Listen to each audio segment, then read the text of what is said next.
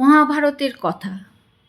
রাত্রিকালে আকাশের উত্তরভাগে 7টি উজ্জ্বল তারা দেখিতে পাওয়া যায়। ইহাদিগকে সপ্তর্ষি অর্থাৎ 7 মুনি বলে। 7টি মহামুনি 7টি ভাই, ব্রহ্মার 7টি পুত্র। সকল মুনির আগে এই 7 মুনি জন্মিয়াছিলেন। তখন জীবজন্তুর জন্ম হয় নাই। এই 7 মুনির নাম মরীচি, অত্রি, অঙ্গিরা, পুলস্ত্য, পুলহ, ক্রতু আর বশিষ্ঠ।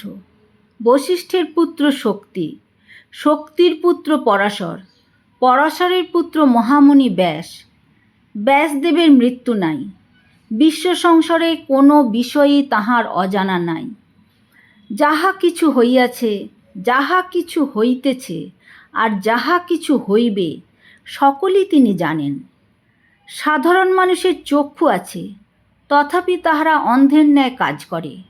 ধর্ম অধর্মের কথা, পাপ পুণ্যের কথা তাহাদিগকে না বলিয়া দিলে তাহারা কেমন করিয়া বুঝিবে?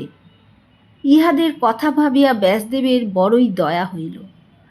তাই তিনি সুন্দর ভাষায় সুললিত ছন্দে অতি আশ্চর্য কবিতা রচনা করিয়া জ্ঞান, ধর্ম, শাস্ত্র, ইতিহাস প্রভৃতির সার কথা সকলের পক্ষে সহজ করিয়া দিলেন।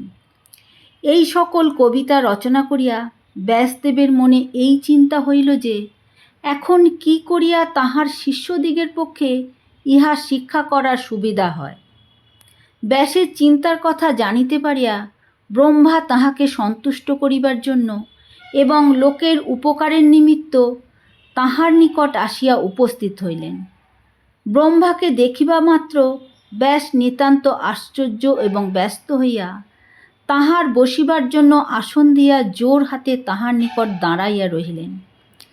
তারপর ব্রহ্মা আসনে বসিয়া ব্যাসকেও বসিতে অনুমতি করিলে তিনি আনন্দের সহিত তাহার নিকটে বসিয়া বিনীতভাবে বলিলেন, ভগবন, আমি একখানি অতি সুন্দর কাব্য রচনা করিয়াছি। ইহাতে বেদ, বেদাঙ্গ, উপনিষদ, পুরাণ, ইতিহাস প্রভৃতির সার আছে। ধর্ম, অধর্ম আর সংসারের সকল কাজের উপদেশ আছে। পৃথিবী, চন্দ্র, সূর্য, গ্রহ, তারা, নদ, নদী, সমুদ্র, পর্বত, গ্রাম, নগর, বন, উপবনের বর্ণনা আছে। এমন কবিতা আমি রচনা করিয়াছি, কিন্তু ভগবান, আমার এই সকল কবিতা লিখিয়া দিবার উপযুক্ত একজন ভালো লেখক খুঁজিয়া পাইতেছি না। ব্রহ্মা বলিলেন, বৎস, তুমি অতি মধুর কাব্য রচনা করিয়াছ। আর কোনো কবি এমন কাব্য লিখিতে পারিবে না। তুমি গণেশকে স্মরণ করো, তিনিই তোমার এই আশ্চর্য কাব্যের উপযুক্ত লেখক। এই কথা বলিয়া ব্রহ্মা চলিয়া গেলেন। তারপর গণেশকে স্মরণ করিবা মাত্র তিনি আসিয়া ব্যাসের নিকট উপস্থিত হইলে ব্যাস তাহাকে যথেষ্ট সম্মান এবং আদর দেখাইয়া বিনয়পূর্বক বলিলেন, হে গণপতি, আমি আমার মন হইতে বলিয়া যাইতেছি, আপনি কৃপা করিয়া আমার কাব্যখানি অবিকল লিখিয়া দিন। এ কথায় গণেশ বলিলেন, মুনিবর, আমি আপনার লেখক হইতে প্রস্তুত আছি, কিন্তু দেখিবেন লিখিতে লিখিতে যেন আমাকে কলম হাতে করিয়া বসিয়া থাকিতে না হয়। আমি খুবই তাড়াতাড়ি লিখিতে পারি। তাহা শুনিয়া ব্যাস বলিলেন, অতি উত্তম কথা, আমি যথাসাধ্য তাড়াতাড়ি বলিতে চেষ্টা করিব, কিন্তু দেখিবেন যেন তাড়াতাড়ি লিখিতে গিয়া আপনি যাহা তাহা লিখিয়া না বসেন। আমি যাহা বলিব তাহার অর্থ বুঝিয়া তবে লিখিবেন, না বুঝিয়া লিখিতে পারিবেন না। গণেশ বলিলেন, আচ্ছা, তাহাই হইবে। এইরূপ নিয়ম করিয়া লেখা আরম্ভ হইল।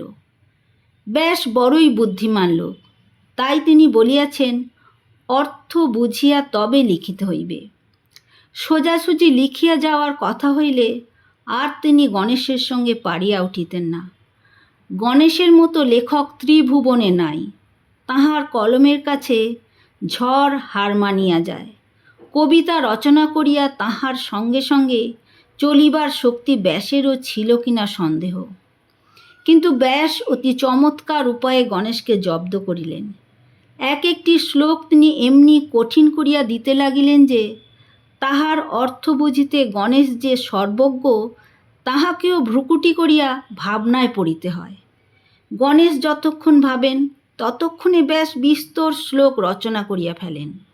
কাজেই গণেশের আর কলম থামাইবার আবশ্যকই হইল না। এই কাব্য প্রস্তুত করিয়া ব্যাসদেব সকলের আগে তাহা নিজের পুত্র শুকদেবকে শিখাইলেন। তারপর তাহার শিষ্যেরা তাহার শিক্ষা করেন। দেবলোকে নারদ, পিতৃলোকে অসিত দেবল, গন্ধর্ব যক্ষ ও রাক্ষসদিগের নিকট শুকদেব ও মনুষ্যলোকে বৈশম্পায়ন ইহার প্রচার করেন।